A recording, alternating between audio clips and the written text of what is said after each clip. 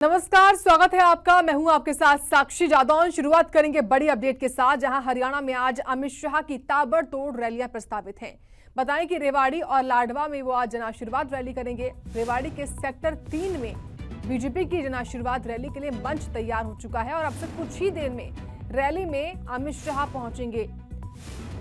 जानकारी है कि रेवाड़ी के बाद वो दोपहर 2 बजे लाडवा जाएंगे। लाडवा में चुनावी प्रचार का कार्यक्रम तय किया गया है। कार्यवाहक सीएम नायब सैनी के पक्ष में वोटों की अपील वो करेंगे।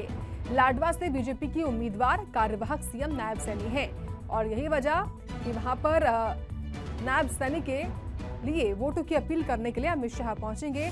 तो लाडवा रैली को लेकर पुलिस प्रशासन के पुख्ता इंतजाम है। 9 डीएसपी समेत चौथा कंपनी और भारी पुलिस बल को तैनात किया गया है।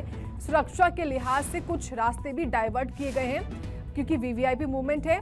कार्यक्रम के दौरान भारी वाहनों की आवाजाही पर भी रोक लगा दी गई है। न केवल लाडवा बल्कि रेवाड़ी में भी कुछ इस तरह के ही इंतजाम किए गए हैं सुरक्षा के मद्देनजर। तो केंद्रीय गृह मंत्री अमित शाह का आगमन हरियाणा में और अब से कुछ ही देर में उनकी जो पहली रैली है वो शुरू हो जाएगी रेवाड़ी में और इंतजार है अमित शाह के पहुंचने का। रेवाड़ी और लाडवा यहीं पर वो जनाशीर्वाद रैलियों को संबोधित करने वाले हैं।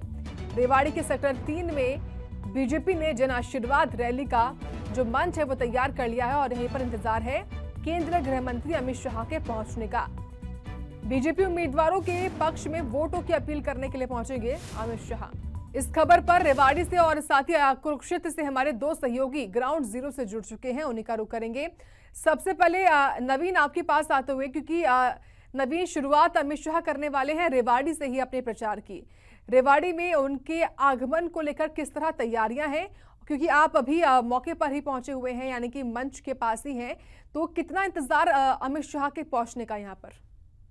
बिल्कुल साक्षी, देखिए आज जो केंद्रीय गृह वो सहकारिता मंत्री अमित शाह है, उनका आज रेवाड़ी हो रहा है। रेवाड़ी के बाद कुरुक्षेत्र जाएंगे। रेवाड़ी के अगर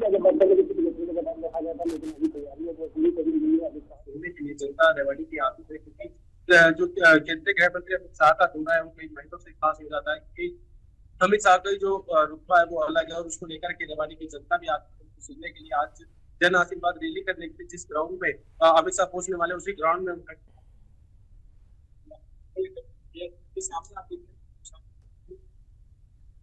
जनाशीर्वाद रैली को संबोधित करने वाले। इसके बाद यहाँ से कुरुक्षेत्र के लिए रवाना हो गए। पहले की अगर बात करें तो यहाँ पर जनाशीर्वाद रैली की जितनी तैयारी भारतीय जनता पार्टी की विधानसभा से उनको लेकर के उनके चुनावी जो जनाशीर्वाद रैली के नाम रखा गया, संबोधन करते हुए अमित शाह नजर आएंगे। उनके साथ साथ अगर बात करें तो प्रदेश के जो अध्यक्ष भाजपा के मोहनलाल बघेल उनके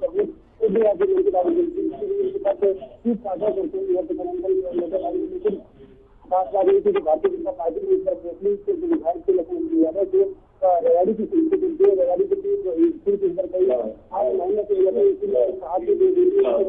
काफी खास माना जा रहा है। ऐसे में उनके जनता भी आते हैं, तस्वीरों में भी देख रहे हैं किस तरीके से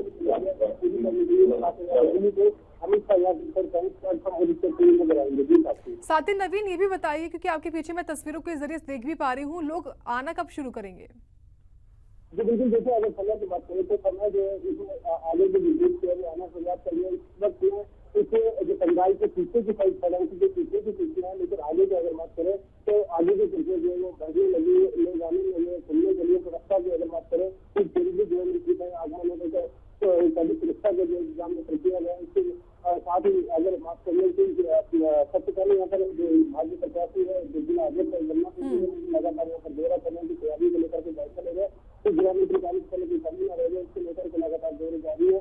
संभाला हुआ है और इसके साथ साथ जिस तरीके से जैसे जैसे समय नजदीक आ रहा है जन आशीर्वाद रैली को संबोधित करते हुए नजर आने वाले हैं। ठीक है, हमारे साथ अशोक यादव भी बने हुए हैं कुरुक्षेत्र से। अशोक, रेवाड़ी के बाद अमित शाह को सीधे लाडवा ही जाना है, तो वहां पर किस तरह से स्वागत होगा आज अमित शाह का?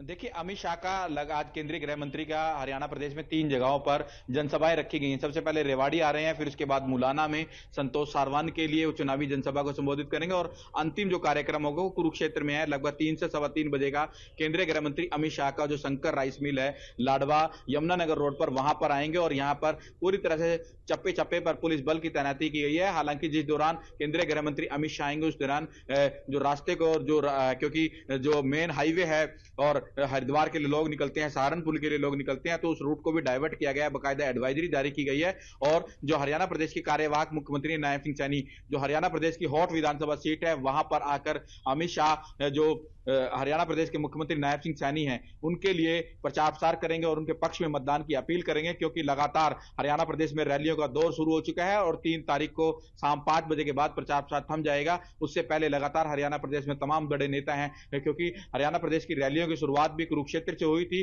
और यहां प्रदेश के प्रधानमंत्री नरेंद्र मोदी के हाथों से जब रैलियों की शुरुआत हुई तो उसके बाद भाजपा हरियाणा और केंद्रीय मंत्रिमंडल ने भी और जो भाजपा का केंद्रीय हाईकमान उन्होंने कहा था कि लगातार हरियाणा प्रदेश में अब रैलियां होंगी। उसके बाद रैलियों की रफ्तार पकड़ी और जोर पकड़ चुका है रैलियों का। और कल ही यहां पर नितिन गडकरी आए और आज अमित शाह आ रहे हैं, तो कहीं ना कहीं रैलियों की रफ्तार पकड़ती जा रही है। आने वाले 2-3 दिन लगातार रहेंगे, ऐसी संभावना भी जताई जा रही है कि 1 या 2 दिन के अंदर हरियाणा के जो कुरुक्षेत्र जो धर्म भूमि है, यहां पर जो उत्तर प्रदेश के मुख्यमंत्री योगी आदित्यनाथ वो भी आ सकते हैं, क्योंकि लगातार रैलियों ने रफ्तार पकड़ चुकी है। और हरियाणा प्रदेश की हॉट विधानसभा सीट जहां से मुख्यमंत्री नायब सिंह सैनी चुनाव लड़ रहे हैं, उस विधानसभा सीट पर आज केंद्रीय जो गृह मंत्री अमित शाह हैं वो नायब सिंह सैनी के पक्ष में मतदान की अपील करते हुए नजर आएंगे।